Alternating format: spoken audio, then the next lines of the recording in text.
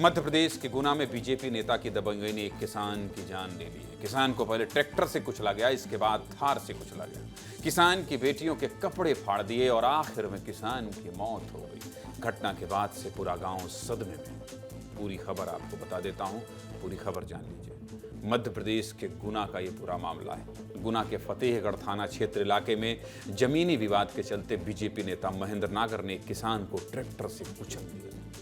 जब इतने में भी उसका मन नहीं भरा तो उसने किसान को थार गाड़ी से भी कुचला और मारपीट की। इसके बाद किसान राम स्वरूप गंभीर रूप से घायल हो गए। घटना में उनके दोनों पैर कई जगह से टूट गए थे। बीजेपी नेता महेंद्र नागर और उसके 14 साथियों ने राम स्वरूप के परिवार वालों पर भी हमला किया। यहां तक कि उनकी दोनों नाबालिग बेटियों के कपड़े भी फाड़ दिए।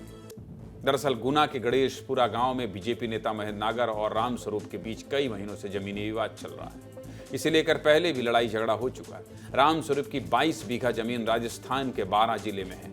इसी जमीन को लेकर पूरा विवाद है। इस 22 बीघा जमीन में से 6 बीघा जमीन का गिरवीनामा कुछ महीने पहले महेंद्र नागर ने 70,000 रुपए में करा लिया था, लेकिन किसान को सिर्फ 22,000 रुपए दिए। इसी वजह से किसान राम स्वरूप नागर जमीन खाली नहीं कर रहे थे और बीजेपी नेता से बार बार कह रहे थे कि चाहो तो दोगुने पैसे ले लो, लेकिन गिरवीनामा रद्द कर दो। इसके बाद से ही पूरा विवाद शुरू हुआ। कुछ दिन पहले भी दोनों के बीच मारपीट हुई थी, जिस मामले में मृतक किसान राम स्वरूप को आरोपी बनाया गया था और मारपीट की धाराओं में मुकदमा दर्ज किया गया था, जिसके बाद दोनों पक्षों के बीच तनाव और बढ़ गया था। रविवार की शाम जब राम स्वरूप अपनी पत्नी के साथ खेत जा रहे थे, तभी बीजेपी नेता महेंद्र नागर ने अपने करीब 14 साथियों के साथ उन्हें घेर लिया और मारपीट शुरू कर दी। जब राम स्वरूप घायल हो गए तो उनके ऊपर पहले ट्रैक्टर और थार गाड़ी चढ़ा दी।